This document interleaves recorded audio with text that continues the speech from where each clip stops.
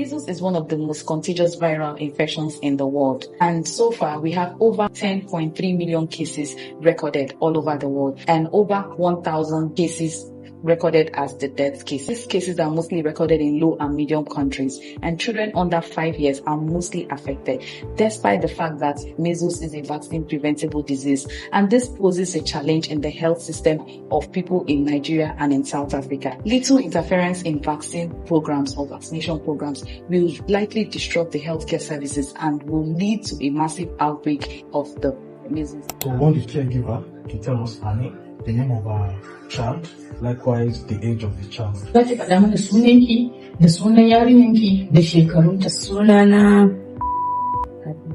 Ibrahim. Da kuma sunan da Fatima.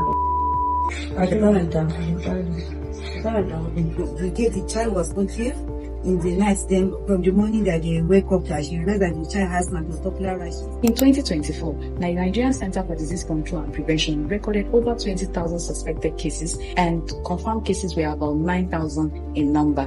And we have over 77 measles-related deaths in Nigeria. And in South Africa in 2024, the National Institute of Communicable Disease recorded over 900 confirmed cases, and 40% of these cases were detected in real time in South Africa. The need is that the resurgence of measles is threatened, and if we're able to improve surveillance and immunization activities, it will help in reducing the cases of measles in Nigeria and in South Africa. My name is Yolandi Luther. I'm the EPI and CDC manager for the West Rand, Gauteng province. So Gauteng has about 443 cases since the beginning of the year, with the majority of cases in Tshwane and in city of Joburg at the moment. So those are our hotspots areas. So because the outbreak is so large and in such a huge scale, we have decided to do a Gauteng-wide campaign. So the whole Gauteng is doing a mass measles and rubella vaccination drive in order to reach as many children as possible between the ages of 6 months and 15 years. So unfortunately, vaccine hesitancy is a huge phenomenon, not just in our country, but everywhere in the world. And unfortunately, what is happening is that we are focusing it more in the schools and in the creches, and our parents are not signing the consent forms. So when we see that the consent forms do not come back, or there's a high decline rate, we do some interviews to find out. But most of the time, parents are concerned. They've already received the measles vaccine. Do they need another one? And they do. Another additional dose. A child can have as many measles and rubella vaccines as they want in their lifetime. It's good. It's safe. There's no dangers around it. And also with this one that we are giving this year, it's measles and rubella, and it's that added confidence and added immunity that we wouldn't have in the past. Rashes with conjunctivitis. Then she starts thinking of what to do. Then one of the health facilities came to her house. Then she asked them to look whether this is measles, because she's suspecting measles case. Then the health worker told her that this is a real measles case. She should take her to the facility. And when she said that what she see in the child body, like a popular rash, the conjunctivitis, and even in her mouth, she noticed that there is later for certain measles case. She just think that she wants to take the child to the chemist, nearby chemist. Then when that health worker insists that she should come to the hospital bed, there is a measles drug there. Her body has temperature with catarrh. That's running off. That she was thinking that she have no money, and now she has measles. Maybe they are going to take the money they're supposed to use and buy drugs. Has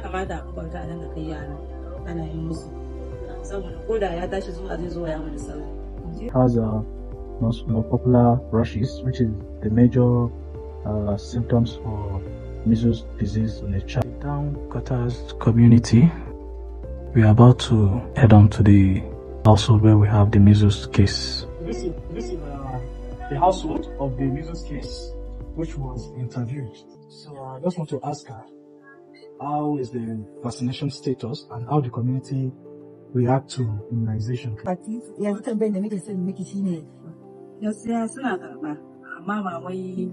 sosai ba, amma dalilin yanzu da kuke aka zo da maganar maganin da yanzu da suke karfafa zuwa su ji sasa rigakafi.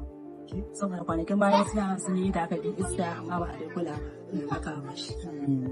Okay, what she said that they do come for immunization, but not all. But because of the campaign and the awareness, now I think there is improvement. That's good. So what is our advice to other parents?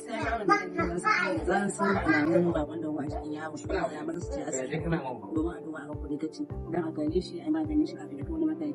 You will advise the neighborhood that wherever they see the signs and symptoms of measles, they should rush to the health facility. So thank you for your time. We really appreciate it. And wish you a job. Ya ce ya gode miki ya kuma yana fatan Allah ya ƙara bata lafiya nan da nan ta warke cikin kankan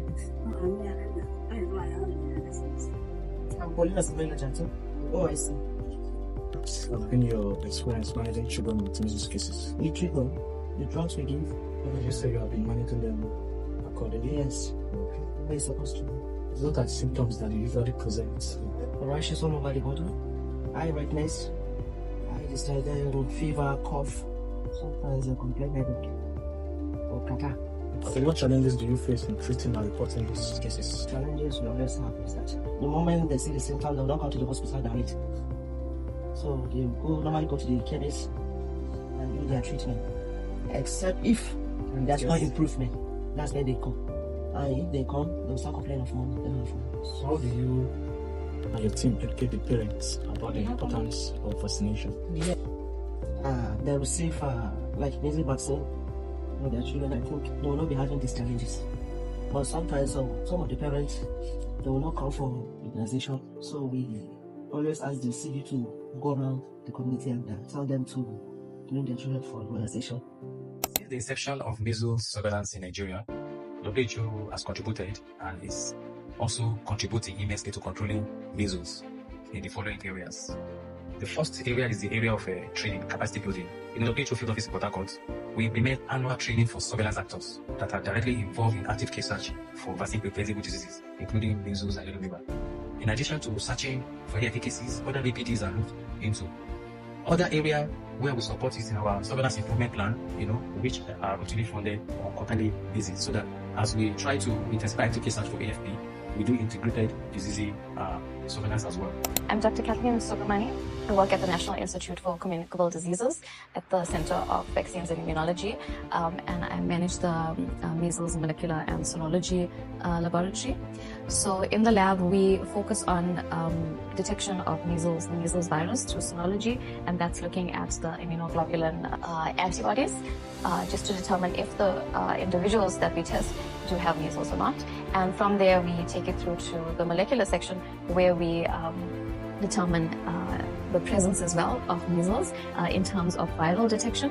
And from there, if there is virus present in the samples, then we move on to sequencing and genotyping to determine the distribution of the genotypes of measles within the province. Measles is a disease that's caused by the measles virus. It is transmitted through the respiratory tract, and this is similar to other respiratory viruses through droplets or aerosols, so through sneezing, coughing, etc.